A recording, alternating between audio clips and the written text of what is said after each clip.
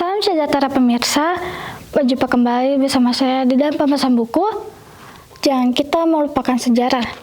Dan pelajaran kita sudah memasuki di halaman 45 dengan judul Mengenal James White. Ayat intinya terdapat di dalam Yunus 1 ayat 1 dan 3. Datanglah firman Tuhan kepada Yunus, demikian, bangunlah, pergilah ke Niniwe, kota yang besar itu. Berserulah terhadap mereka, karena kejahatannya telah sampai kepadaku.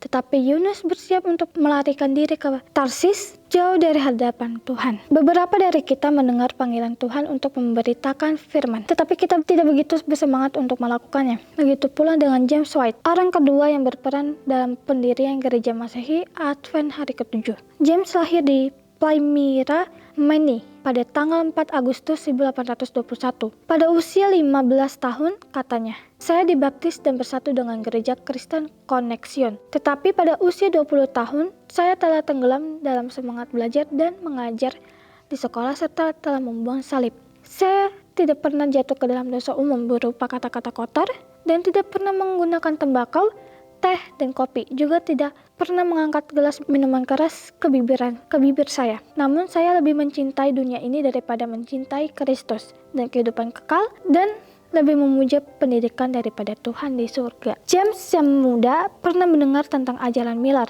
tetapi menganggapnya sebagai fanatisme yang liar. Dalam kondisi pemikiran seperti itu, ia terkejut mendengar ibunya yang ia kagumi berbicara positif tentang doktrin Advent Miller. Ia tidak siap menghadapi dampaknya terhadap dirinya. Sebagian penyebabnya adalah karena ia telah membuat rencana untuk hidupnya. Tapi keyakinan akan kebenaran firman itu tidak dapat ia abaikan. Ya baik, sangat luar biasa. Pelajaran kita pada hari ini mengenai tentang James White, orang kedua yang berperan dalam pendirian gereja Masehi Advent hari ke-7. Dan James lahir di Palmyra, Maine pada tanggal 4 Agustus 1821.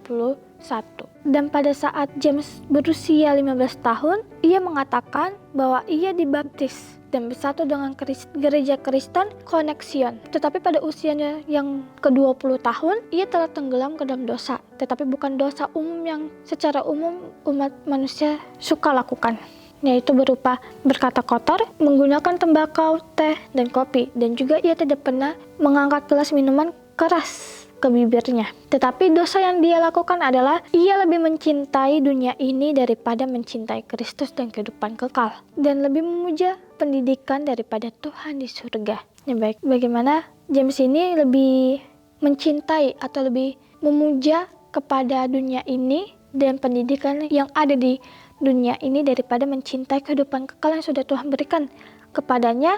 Dan itu adalah salah satu dosa yang bisa dibilang itu menduakan Tuhan, karena ia lebih memuji pendidikan dan dunia ini. Dan James pernah mendengar tentang ajaran Miller, tetapi ia menganggap ajaran Miller itu sebagai fanatisme yang liar. Dan di dalam kondisi pemikirannya seperti itu, ia terkejut pada saat ibunya berbicara positif tentang doktrin Advent Miller, dan ia tidak siap untuk menghadapi dampaknya terhadap dirinya, karena ia telah merencanakan di dalam hidupnya untuk hidupnya sendiri. Dan di sini dikatakan, tetapi keyakinan akan kebenaran firman itu tidak dapat ia abaikan. Dan kita lanjutkan, di sini dikatakan, ia mengatakan, setelah saya kembali kepada Tuhan, dengan keyakinan yang kuat, saya harus meninggalkan rencana-rencana duniawi saya dan mengabdikan diri saya untuk pekerjaan memperingatkan orang-orang agar mempersiapkan diri bagi hari Tuhan. Pada dasarnya saya menyukai buku-buku, tetapi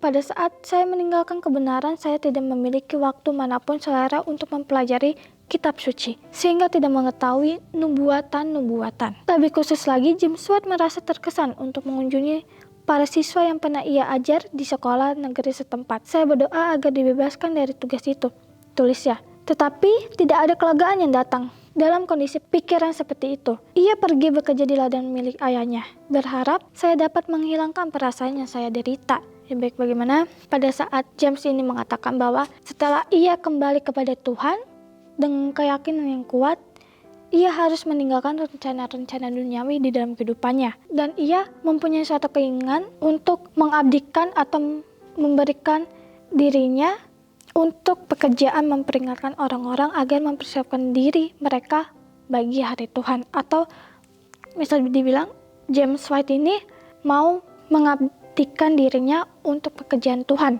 agar ia dapat memperingatkan kepada orang-orang agar mempersiapkan diri mereka di hari Tuhan. Dan lebih khusus lagi, James White merasa terkesan untuk mengunjungi para siswa yang pernah ia ajar di sekolah negeri setempat.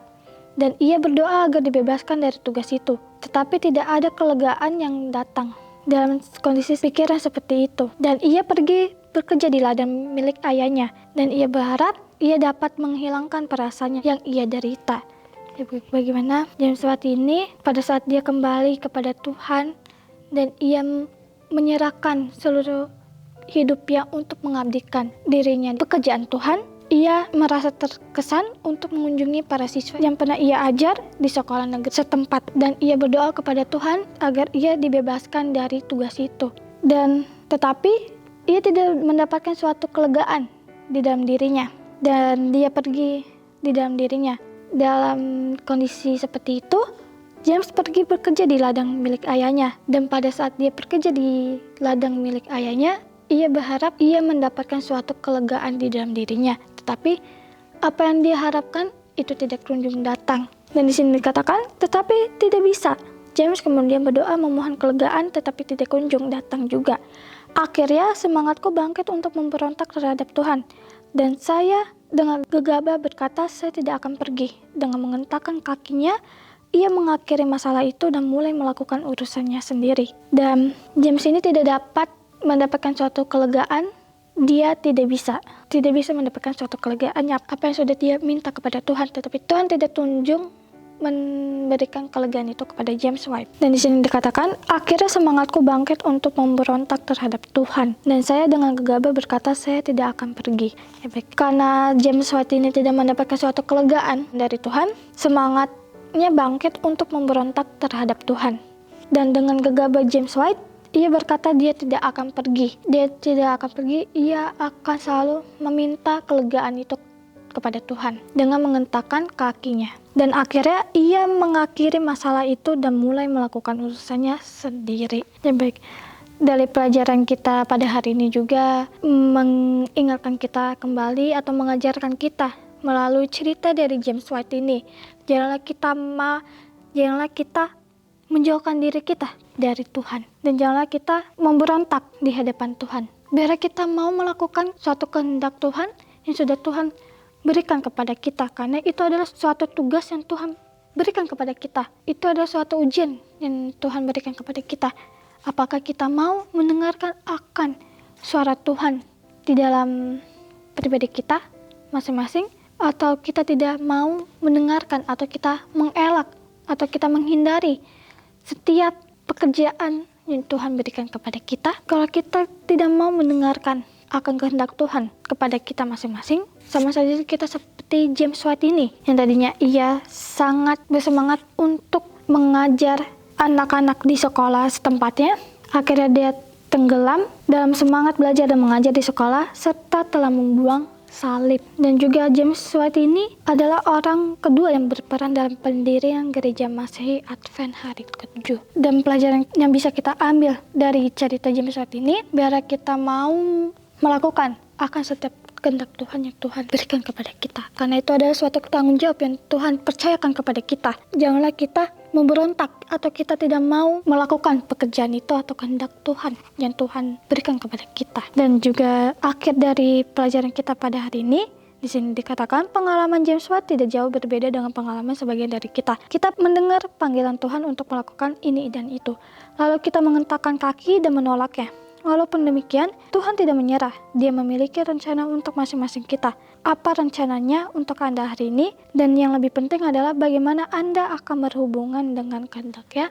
Ya baik, sangat luar biasa akhir dari pelajaran kita pada hari ini. Bagaimana pengalaman James White tidak jauh berbeda dengan pengalaman sebagian dari kita. Mungkin saja di dalam kehidupan kita masing-masing, kita pernah mengalami suatu kejadian yang James White ini lakukan. Dan pastinya di dalam kehidupan kita sehari-hari, kita selalu mendengar akan panggilan Tuhan untuk melakukan ini dan itu. Seperti contohnya, ada barang jatuh di hadapan kita, dan tiba-tiba ada suara bisikan dari Roh Kudus, atau hati kita tergerakkan untuk mengangkat barang tersebut yang jatuh di hadapan kita. Itu adalah suatu kehendak yang Tuhan berikan kepada kita. Itu ada suatu tanggung jawab yang sangat besar yang sudah Tuhan berikan kepada kita. Dan kita ada dua pilihan dari situ. Kita mau melakukan apa yang Tuhan sudah ingatkan kepada kita, atau kita tidak mau mendengarkan suara Roh Kudus yang sudah Tuhan berikan kepada kita. Kalau kita tidak mau mengangkat barang tersebut, maka sama saja kita seperti James White ini. Bagaimana ia memberontak terhadap kehendak Tuhan. Dan kalau kita mau melakukan apa yang Tuhan kehendaki di dalam kehidupan kita, maka Tuhan akan selalu memberkati kita. Dan Tuhan akan selalu bersama-sama dengan kita. Dan kalau kita tidak mau melakukan kehendak itu di dalam kehidupan kita, maka setiap doa yang kita panjatkan atau setiap doa yang kita memohon kepada Tuhan, maka Tuhan tidak akan menjawab dan kita tidak mendapatkan suatu kelegaan sama seperti James White ini. Biar kita mau menjadi umat Tuhan yang selalu mendengar akan tugas-tugas yang sudah Tuhan berikan kepada kita, biar kita mau melakukan itu dengan sepenuh hati kita. Ya baik pemirsa, mungkin ini saja yang bisa saya bahas pada hari ini. Kita akan berjumpa kembali di dalam pembahasan-pembahasan berikutnya. Salam sejahtera, Tuhan memberkati.